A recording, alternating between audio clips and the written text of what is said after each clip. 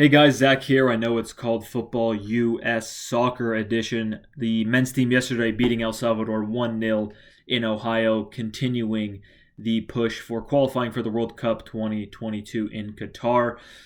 A lot going on yesterday with all of the games, lots of drama, lots of 3 points being gained, really, by the three top teams. Canada won. Mexico came back against 10-man Jamaica and won 2-1 on the night, I believe. And the U.S. Just a 1-0 victory with a goal from the one and only Jedi. Yeah, the game itself, the first half was pretty cagey. It was very, very nervy. Jesus Ferreira with two pretty shocking misses. The second one more so. The first one, wasn't that simple. The second one, he kind of just Wondolowski'd it. Sorry to bring all you fans back to that miss in the 2014 World Cup, but when I saw the cross coming in, when I saw the contact on his boot, that's just sort of brought me back to the Wondolowski miss against Belgium all those years ago. Yeah, it was a pretty worrying performance, I think. I mean, we got the 3 points, which is important, but it was a really strong side that we put out against El Salvador. And look, it's you can say what you want about CONCACAF teams, especially teams in different regions. Like you think about teams from South America, how would Argentina, Chile, Brazil face against a team like El Salvador or Honduras? England, Italy, teams in Europe, how would they fare against opponents like this? Obviously, they would be favorites as the U.S. are favorites, but it is very complicated because that challenge early on against Pulisic, I don't know where the referee. I mean, he didn't show a single yellow card the entire game. The fouls, somehow the U.S. ended up with more fouls in that game. I don't know what the hell was going on.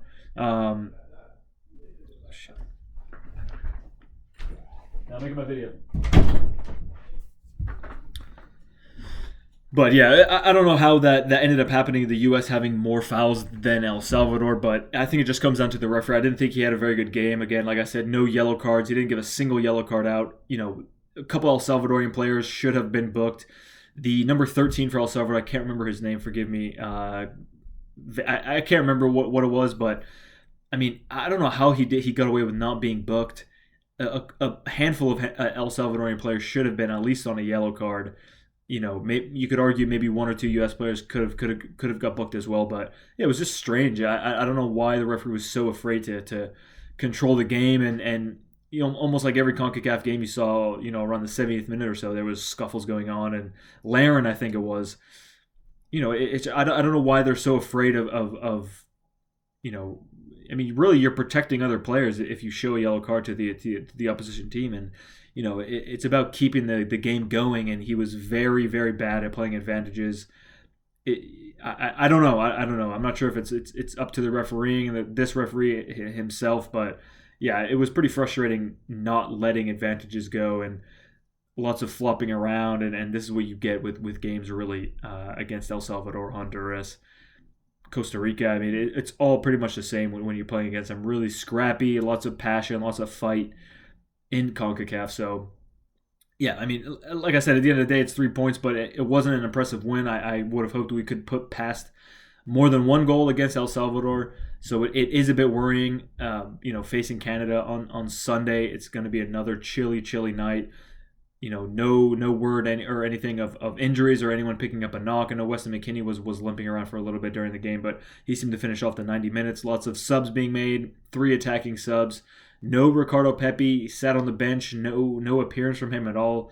Jesse Zardes coming on the pitch and sort of doing what he does. Nothing too impressive. I know he's the hometown man there in Ohio, but I'm really not too impressed by his appearances when he comes on. I thought Pepe could have changed the game. It's what he does. He's always done that since he started his young career for the U.S. men's team. So yeah, I don't know what was going on with Pepe, why he didn't play at all. Jesus Ferreira, I understand why you'd like to start him. He's in pretty good form himself. So a bit confusing overall, but it is worrying. It is worrying. Coming up against Canada, they're the only undefeated team left in CONCACAF. So I don't quite know what the expectations are for that game on Sunday against Canada. Of course, if we win, it really, really starts to look like we're going to be able to qualify for the World Cup. with ease, with the remaining games. Costa Rica at being one, Honduras also. So you would expect us to pick 3 points up against those teams. But again, you never know what's going to happen. And sometimes the decisions, Greg Berhalter makes with substitutions and the players that he decides to start games with are pretty questionable at times. But, I think you really have to get behind the team and trust the manager to do the right thing. Although last night you could probably argue he did a couple things wrong, but like nobody's perfect. We got the 3 points at the end of the day, so I think that's really what matters. It's not going to be very long today. I think I just want to touch on the Matt Turner deal to Arsenal. Obviously, everyone knows here I'm an Arsenal fan. I follow everything Arsenal, and of course I do videos weekly for them. Looks like it's all but finished. I mean, Greg Berhalter himself was talking about the deal being done, talking about starting from Fairfield, Matt Turner, and not getting drafted out of college to now, being a goalkeeper for a club the size of Arsenal. I mean, yeah, it shows his commitment and his hard work and really what a player he is, never giving up. And now look at this opportunity he has to go over in the Premier League and play for one of the biggest clubs in England. So, yeah, I'm super happy for him, super happy for Arsenal. I think it's a really good signing. Matt Turner, MLS goalkeeper of the year last year. Smart goalkeeper. You could see his distribution last night against El Salvador. He's good on his feet. He's quick to get the ball out. The way he can distribute the ball with his feet, with his hands, it's very impressive. You can see why he fits the mold of a player that Mikel Arteta would be after. So, similar to Ramsdale, not too much to do last night in the game, but you can see why he would fit the mold at Arsenal. Surely more than Leno. I understand Leno's a great goalkeeper, good shot stopper, but look, that's what a goalkeeper does. I think commanding the 18-yard box and a modern goalkeeper nowadays, really you're especially at Arsenal, this is what the manager wants, is what he wants his goalkeepers to be able to do and to be capable of, getting balls out quickly, and whether with his feet or throwing it out. So yeah, it makes sense. Super happy for Matt Turner, and hopefully, when the summer comes around, we can see him, in that Arsenal jersey finally. So yeah, a couple more things. The rumors going around, obviously, Dusan Vlahovic signing for Juventus finally. That was announced today. He's going to wear the number 7. Arsenal beaten out to him.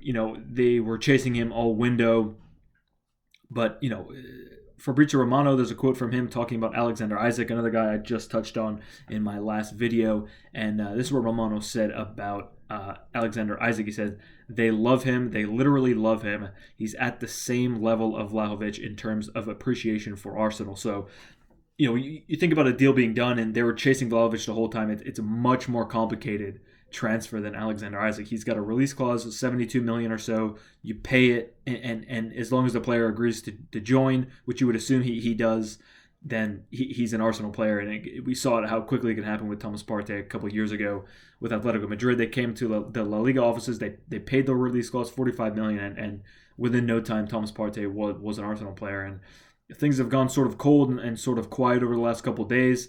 Edu even with an interesting post on his Instagram, drinking like a glass of champagne, almost looked like he's cheersing, and you see the reaction of a lot of Arsenal fans just in complete meltdown mode the last couple of days with the Arthur Melo deal kind of unfolding and Dusan Vlahovic going to Juventus, and it seems like Juventus really have our number this entire window, not willing to give players up to us. So yeah, it's tricky, but I would imagine they have deals up their sleeve. I mean, you don't chase one player the entire window knowing you don't have a very good chance of signing him, all things considered. And with the Alexander Isak rumors going around, like I said, it's as simple as paying the release clause. And if he wants to join the club, which you would think he does, I mean, he's a huge Thierry Henry fan, and of course moving to England is kind of a dream for lots of players, especially a young player like him. And Martin Odegaard, he knows very well at his time at Real Sociedad. So yeah, I mean, I think I'm not in